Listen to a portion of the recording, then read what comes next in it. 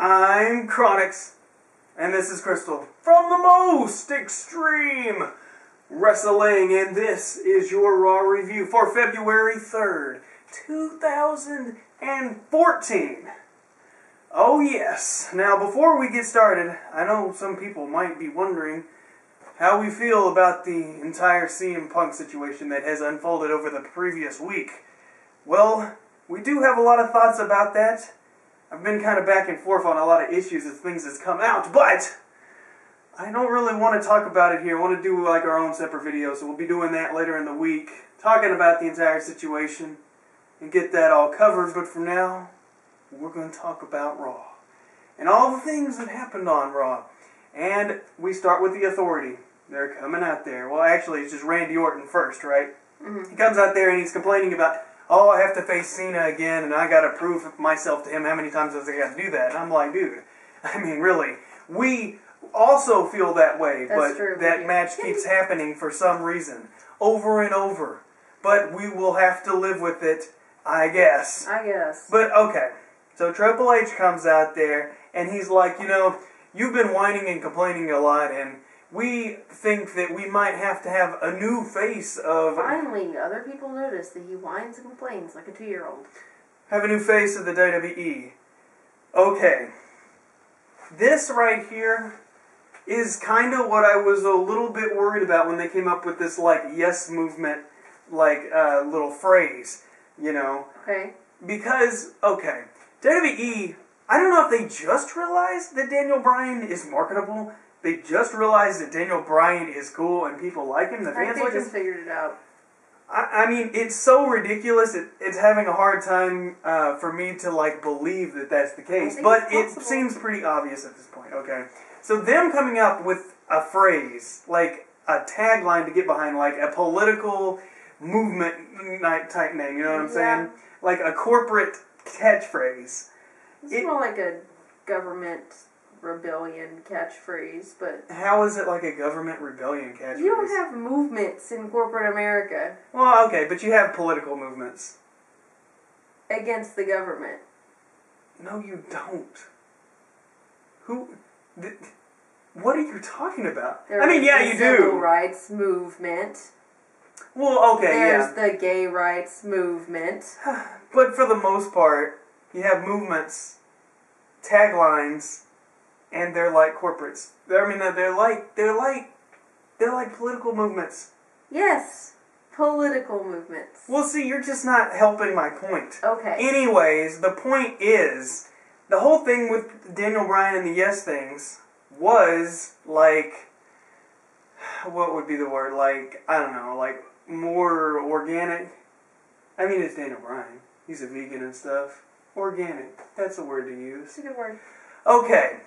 So, and it was cool. People got behind it because it was a real thing that was really happening. It was a grassroots movement, okay? Like you're saying. To your point. Grassroots movement. Okay.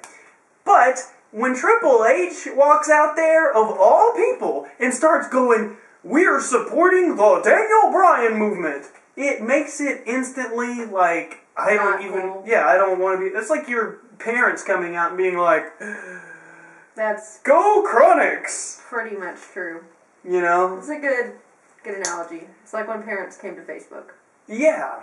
Then all of a sudden, you really don't want to post a lot of things anymore because it's just or you have to go through elaborate privacy and restricted settings. Yes, you do. So, that's what I'm saying. I'm saying Triple H getting on board with this is frustrating. It makes no sense. It just... It ruined, like to me, this buries Daniel Bryan more than not putting him in title matches. This buries him more than just not having him on the show. Agreed. It's like when John Cena started, like, supporting Zack Ryder.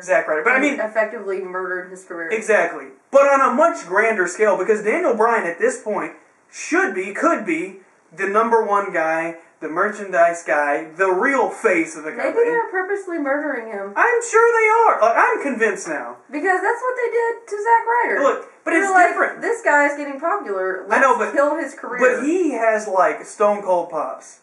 I'm sorry, but he does. No, he has Stone Cold Pops.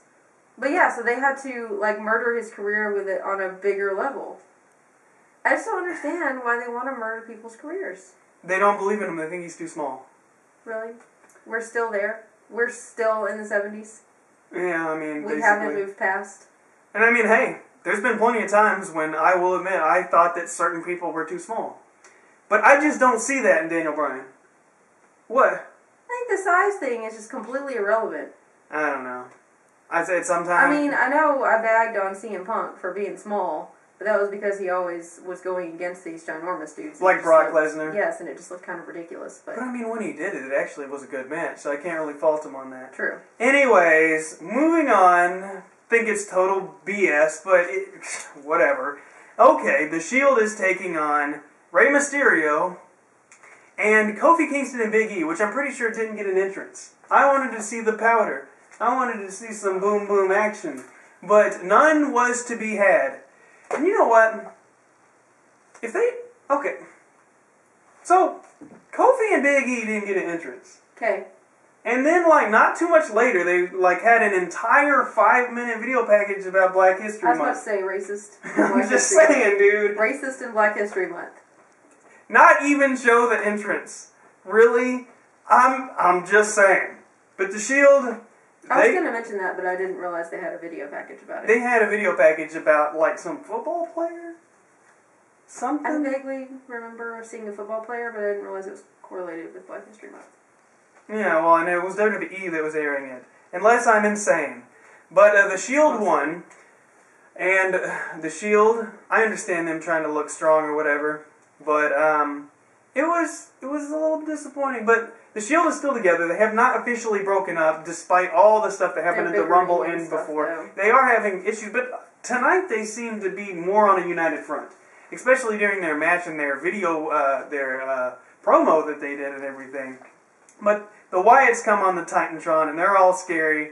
And, you know, the Wyatts have been built up just almost perfectly. I cannot believe this guy from the Nexus is, like, so high up and regarded so well. I'm surprised that he did that well in that role. Because that role, typically, you need an old guy. Think so? Cult leaders are usually not in their 20s. I don't think. Well, that's not how you picture them, anyways. I don't know about that. I mean, I picture more like Zeb Coulter. Well, David Koresh was not old. I thought he was in his 30s. Well, this guy's probably 30, maybe. Think so? Maybe. I was trying to remember how old Charles Manson was. He had to be pretty young because he's old now, and that was like 100 years ago. In the 60s, you know what I mean? Maybe cult leaders are in their 20s, and I was just mistaken. My theory would be... This requires further research. Well, my theory would be if you were old and a cult leader, probably wouldn't work because you probably would have been arrested already for something. That's probably true. I would say you'd have to be fresh, but who knows? You know that Charles Manson's got like a girlfriend that's like 24 or something. I did not know that, but that does not surprise me. Or they're getting married. People are stupid. Yeah, people are stupid. They just are. Some people. Right. Not everyone. Well, yeah, I just wanted to be clear, okay? That's true. Be clear. Okay, so Christian returns to Raw and faces the Jack Swagger. Yes. Commentators talk about... They hated on Christian a lot. Well, they were just making fun of his face, which I don't make fun of his face. I just think he looks like, what's his face? I always thought Christian was pretty good looking. I always thought that he was pretty weird looking. And who did you think he looked like? That... It doesn't matter. I've said it so many times. Let's just move on. I don't remember. Well, we can talk afterwards. Christian, he wins, so hooray for him. One more chance at the title? I doubt it. Probably not. I mean, he's never going to win again. They've unified the belts. Christian's just hanging out. Yeah, probably going to retire soon. Yeah. I mean, hey. I think he's just biding time till retirement. He's just having fun. Yeah. Is that possible in the WWE? Why not? Maybe it is. He's had a very illustrious career. I wouldn't say illustrious. He won the championship. Yeah. He was cool. in the vampire thing. And with that... Coven? It's called the Coven. What's it called? The Brood? Yeah. The Brood. Thank you. I couldn't remember. I'm so sorry. He was in Edge and Christian, too. Well, I knew that. He was in the Un-Americans as well. Didn't know that one. He was in various roles. Never mind. Okay, the New Age Outlaws, the tag team champions, take on Cody Rhodes and Goldust. And it's in a cage match. So I would have thought tornado tag match. They took a regular match and stuck a cage around it. That's right, they tagged. Literally. They had tags. That is what they did. In a cage match. And you don't escape the cage. Nope. You only win by pinfall. The cage was just to keep out Brock Lesnar. Did they say that? It was to keep out one of the big guys. It was either Brock Lesnar or Ryback. But they did say that. It was probably Brock Lesnar. There was a smattering of CM Punk chants during this. I was honestly surprised that there wasn't like full-on CM Punk chants. But this is my theory about that. I think that the average fan doesn't even know. Because I know from talking with people that I know, they have no idea. It's true. They didn't even know. Because I would mention it to them and they'd be like, huh? But what happened? With the CM Punk thing. What CM Punk thing? thing? They're like, that can't be real. And I'm like, I think it might be. But I thought we weren't supposed to say any opinions on that. I didn't say an opinion. Okay. Don't get all butthurt. I'm not butthurt. I think you are. Anyways, moving on. No, but before we move on, freaking Cody Rhodes goes to the top of the cage and does a moonsault. That was pretty cool. That was pretty cool. It was very cool. He didn't actually. hit it, but I don't think he was supposed to hit it because that would have hurt probably. And the other I'm sure it hurt on its own. And the other thing about it is, why would you go to the top of the cage if you're not supposed to go to the top of the cage in any shape, form, or fashion? So you could do a really cool moonsault. See, that bothers me. Because really? if you're only supposed to win in the ring or with pinfall, why would you do that? Well, you need to do something with the dang cage. It just seemed pointless. I mean, not pointless, but it seemed not smart. I don't know, it just, to me, bothered me, like, logically. The whole thing did, but the match wasn't horrible. But the whole tagging thing was like, why? Why? There was too many whys for me to just be totally cool with it. Okay. But anyways, they said that, you know, they talk about trending and all this. Yes. They did say that the steel cage is trending. And I made the comment that they neglected to tell you that It Is Stupid is also trending at the same time. Yes. Moving on. Titus O'Neil broke up with his partner. Yes. Darren Young. Yes. His gay partner. Well, they're not gay together. Well, his gay partner. Yes, his part. Okay. On SmackDown. You're like, I thought, you know, they could have made a cool storyline and made Titus a big heel by, you know, saying something offensive. It's but just too risky, right? I mean, I think if this was like the same Attitude Era, they would have gone there like a month ago. Instantaneously. But since it's not, and they have to be nice to kids and prevent bullying and homosexuality is such a hot topic, they just couldn't go there. Okay, but can't you promote bullying or like anti-bullying by having a bad guy who is a bully? They did that with Ryback. They totally did that. So you can't say that they can't do it because they totally did it with Ryback. Yeah, but he was a bully. He didn't pick on people for specific character traits. Being small, being a nobody, having a crappy job. He did too. He beat up like backstage people. That's true. So I call bullcrap on that. Yeah, but that's not as hot of a topic right now. Obviously, but and Mark Henry like beat up like a pyro guy like brutally before, like not too long ago. So I'm just saying, I think that's crap. Okay. Anyways, moving on. Oh, Titus O'Neil, by the way, in a match with Zack Ryder. So the fans really did get what they want. They just got it like 2.5 years, That's way true. too late. Zack Ryder, who no longer has a gimmick and has normal tights. Nobody cares about him. And speaking of people that no one cares about anymore, The Miz was on commentary, got upset, and then like I didn't see him again. So what was up with that? Not really sure. Titus O'Neil's being rough with Zack Ryder though. He beat him. Yeah, he's a bad guy now. I know. So got Fandango and a returning Santino. Is this when did they chant "I want Ziggler"? Because I was really happy that they did that. I'm not really sure. But they did. They did, and in this match, it wasn't a match. It was like a dance-off, and you finally got Emma coming back. I gotta say, super excited. I was, but the excitement level in the crowd was not what it was in NXT, so I can only assume that people didn't really know So maybe I wouldn't have known, like, because she wasn't really even dressed like a wrestler. Yeah. I mean, I would have, like, had you not been sitting there with me, I would have been like, who is this random chick? I know, but I think that the way she was dressed, because she didn't look like a wrestler, to the average person looking at it is like, is that a fan? Are we supposed to like her? Yeah. Who like, is that? Like, it's confusing. If you was, like, if everybody was in the NXT world, you would have known she was a wrestler, you would have known that she was good, you would have known that she was funny and she connected. But not everybody is in the NXT world. Yeah, I don't think the introduction was proper the way they did it, because she was a chick in the crowd, girl dancing in the ring. People probably didn't even realize by the end of it that she was a wrestler. But I thought that give Santino a little bit of credit here, he did engage the completely dead crowd. Yeah. And make them have a reaction. He did have some kind of purpose. Now, Sheamus beat Jobber Boy... Emma won the dance-off, by the way. Huh? Emma won the dance-off. She did. Against Summer Rae. Yes. Okay. Against Curtis Axel. Sheamus won. Curtis Axel looks like he's lost weight. He's lost a lot of things. Or has he? Because I think he's pretty much the same as he's always been. Well, yeah. He just hasn't gained any victories so much. I guess. And he's hanging out with Ryback. Yep. Does that say... Bautista! Bautista in a denim jacket, no less. Oh my god. And my stream cut out, unfortunately, but by the end of it, when it finally come back in, we saw Del Rio, and he's got problems. Del Rio... Beating up Bautista. He called him a little chihuahua, and I was like, really? Del Rio, you've been doing the same thing since 2011. And I don't think that's that insulting.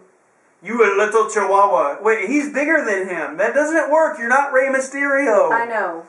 Jeez. Also, Chihuahua's pound for pound, probably the most vicious dog ever. Pound for pound. You should be an announcer. Pound for pound. They will fight you till their dying breath.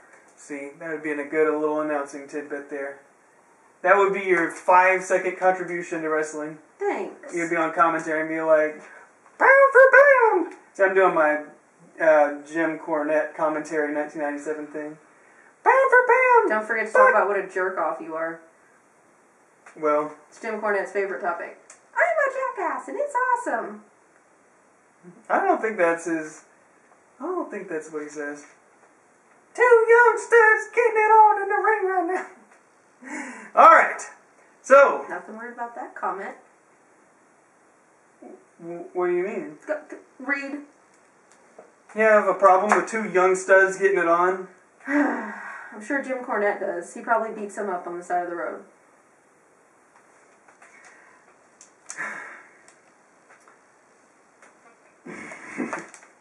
Dolph Ziggler, R-Truth, and Xavier Woods take on the Wyatts.